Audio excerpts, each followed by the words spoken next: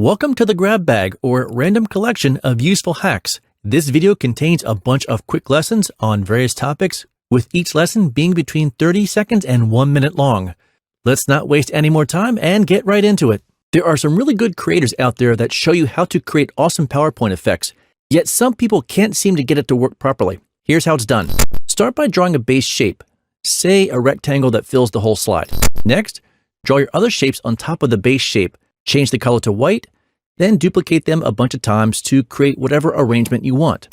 Now, to create this effect, you need to use the subtract feature. But if you don't select your shapes in the proper order, it won't work. So make sure to click on the base shape first. Then hold your Shift key down to select all the other shapes. From there, click on Shape Format, Subtract. The next thing to do is insert a picture. In this case, we'll go with this goofy logo. Then do a right click and choose Send to Back. Your image will now be behind the base shape and you'll get an effect like this. Here's how to properly morph different shapes in PowerPoint. Here's the problem. Some people will add a shape to a slide, then add a different shape to the next slide. From there, they apply the morph effect, hoping it's going to work, only to find out it's not going to cooperate. Here's how to fix it. In order for the morph effect to work, the shapes must have the same name across slides.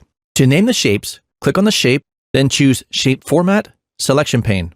In the selection pane, give the shape a name, but make sure it has 2 exclamation points before it because that's critical. From there, go to the next slide, click on the shape you want to morph, and in the selection pane, give it the exact same name as the previous shape. Now, apply the morph transition, and you're all set.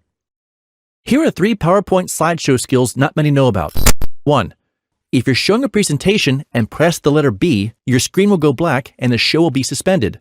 To resume, press B again. 2. You can make your mouse look like a laser pointer. While viewing the show, do a right click, pointer options, laser pointer. 3. You can draw on your screen by doing a right click in the show, then pointer options, choose pen.